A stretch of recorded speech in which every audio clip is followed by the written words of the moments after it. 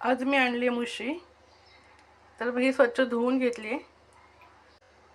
आता याच्यात घालते 1 चमचा कोळी मसाला, थोडीशी हळद, धना जिराची पावडर, मीठ.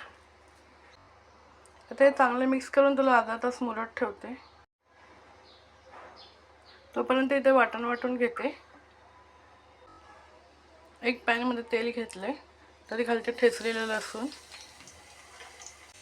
कढीपत्ता, टोमॅटो, थोडी कोथिंबीर. त्याच्यात घालते कांदा खोबऱ्याचं वाटण. आता त्याच्यामध्ये घालते मुशी, कोकम. आता ते झाकण ठेवून शिजवून घेते.